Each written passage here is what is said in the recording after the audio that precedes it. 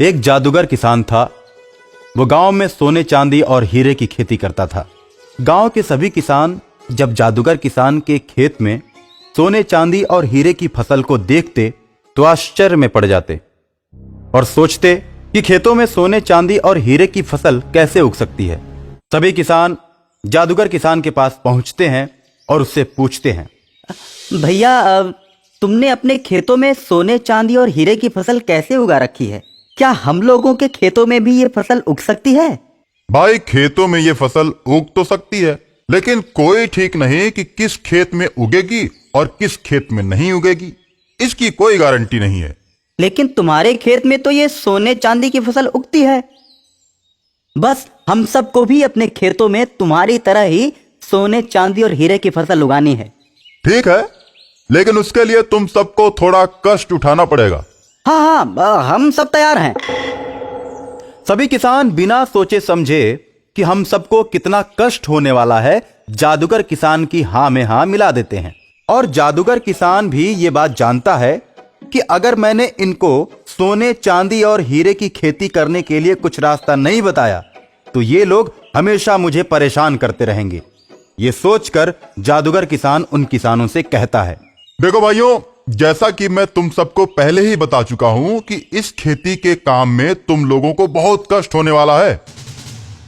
अगर अब भी तुम सब तैयार हो तो मैं तुम सबको इस खेती को करने का तरीका बताता हूं।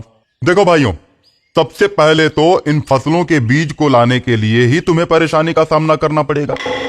ये बीज तुम्हें समुद्र के बीच में बने एक टापू पर मिलेगा।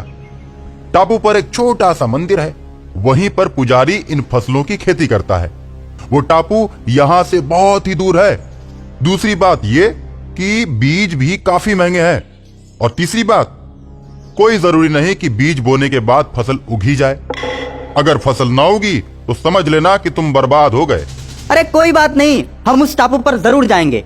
गांव के सभी किसान अपना अपना सामान तैयार करके बस पकड़कर टापू की तरफ चल देते हैं।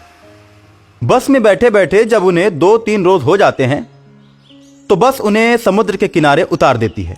कुछ दूर आगे जब किसान लोग समुद्र की ओर बढ़ते हैं तो उन्हें समुद्र के बीच में एक टापू दिखाई देता है।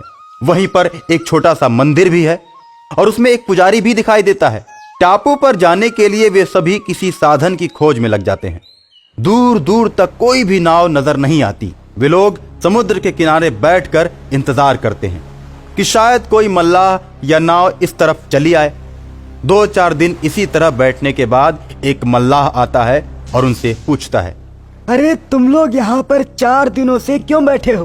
क्या परेशानी है तुमको?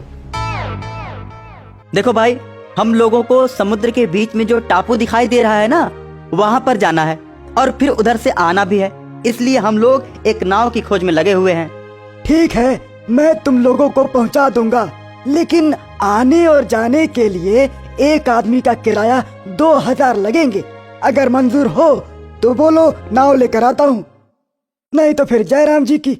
मल्लाह की आवाज सुनकर सभी किसान एकदम से तैयार हो जाते हैं और मल्लाह नाव लेकर आता है। नाव में जब किसान सवार होते हैं तो मल्लाह पूछता है, भैया तुम लोग उस टापू पर क्यों जा रहे हो? सभी किसान उस मल्लाह को पूरी बात बताते हैं तो मल्लाह उनसे कहता है, अरे वहाँ उस टापू पर ऐसी कोई बात नहीं है। तुम लोगों को किसी ने बेवकूफ बनाया है। सोने और चांदी की फसलें कहीं नहीं उगा करती। लगता है कि तुम सभी बहुत बड़े मूर्ख हो। किसान बोलते हैं, नहीं, सोने और चांदी की फसल हम अपनी आंखों से देख कर आए हैं। तुम बस हमें वहां पहुंचा दो।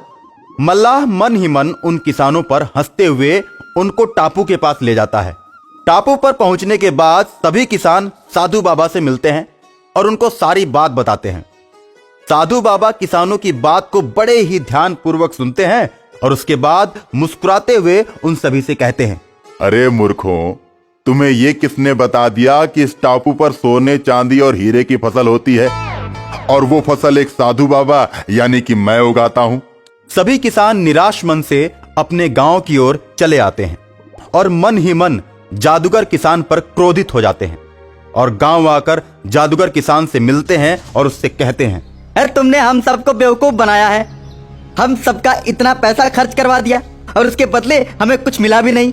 जादूगर किसान इन सभी की बात को बड़े ध्यान से सुनता है और मन ही मन ये सोचता है कि अब कौन सी पट्टी पढ़ाऊं इनको।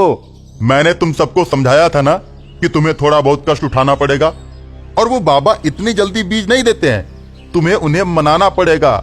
इस बार पुनः जाओ और उनको मनाओ। भैया एक बार तुम भी साथ चल लो और सोने की फसल का बीज हमको दिलवा दो, तुम्हारी बहुत मेहरबानी होगी। देखो भाइयों, अगर मैं तुम लोगों के साथ जाऊंगा तो मेरी फसल को कोई न कोई चुरा लेगा, मेरा तो बहुत नुकसान हो जाएगा, इसलिए तुम सबको ही जाना पड़ेगा। अगर तुम सब नहीं मानते हो तो मैं तुम सबके साथ चलने के लिए तैयार हूं, लेकिन अगर किसी ने मेरी फसल को चुराया तो उसकी भरपाई तुम सब करोगे। जादूगर किसान की बात सुनकर सभी किसान आपस में बात करते हैं और जादूगर किसान की बात को मान लेते हैं। भाई, जितनी मेरी फसल है इतने मैं पूरे गांव को खरीद सकता हूं, तो चलो, अगर किसी ने मेरी फसल चुराई तो पूरे गांव की जमीन जायदाद मेरी हो जाएगी। बोलो मंजूर? हाँ, मंजूर मंजूर मंजूर। जादूगर किसान सभी किसानों को लेकर चल देता है। समुद्र के किनारे पहुंचकर टापू के बीच में अपनी जादुई नगरी बनाता है। वहां भी सोने, चांदी और हीरे की फसल लहलहा रही होती है। वहां पर जादूगर किसान का ही बैठाया हुआ आदमी रहता है। जादूगर किसान सभी को लेकर उस टापू पर पहुंच जाता है। सभी लोग इस टापू पर सोने, चांदी और हीरे की फसल को लहलहाते हुए देखते हैं। सभी किसान अच्छी रकम देकर उस आदमी से बीज खरीद लेते हैं। जादूगर किसान किसानों को लेकर वापस चल देता है। गांव आने से पहले जादूगर किसान अपनी जादुई फसल को गायब कर देता है और गांव आने के बाद सभी किसानों से कहता है, देखा, मैं कहता था ना मेरी फसल कोई न कोई चुरा लेगा। हो गई ना चोरी। अब तुम लोगों को गांव छोड़कर जाना पड़ेगा। हम लोग शर्त को हार चुके हैं और गांव छोड़कर जा रहे हैं, लेकिन हम लोगों की एक बात मान लो, हम लोग सोने, चांदी और हीरे की खेती करके तुम्हारी कीमत अदा कर देंगे। मैं तुम लोगों को एक मौका और देता हूं, लेकिन इसके बाद गांव को छोड़कर तो जाना ही पड़ेगा। अगर फसल हो गई तो कोई बात नहीं तो मेरा लागत खर्च वापस कर देना। सभी किसान सोने, चांदी और हीरे के बीज को कड़ी निगरानी में रखते हैं, लेकिन जादूगर किसान अपने जादू के प्रयोग से उन सभी बीजों को गायब कर देता है और सुबह होते ही सभी किसान उन बीजों को ना देखकर परेशान हो जाते हैं और जादूगर किसान के पास जाते हैं। अरे हम तो लुट गए, बर्बाद हो गए। मैं कुछ नहीं जानता, अब तुम लोगों को गांव छोड़कर जाना ही पड़ेगा। जादूगर किसान पूरे गांव पर कब्जा कर लेता है और सभी मूर्ख किसान गांव से कुछ दूरी पर जाकर बस जाते हैं और मजदूरी करने लगते हैं। जादूगर उनसे अपने खेतों में दिन भर काम करवाता है और बदले में थोड़ी बहुत मजदूरी दे देता है। इस प्रकार जादूगर मजे से रहने लगता है और सभी मूर्ख अपनी मूर्खता के कारण गरीब हो जाते हैं।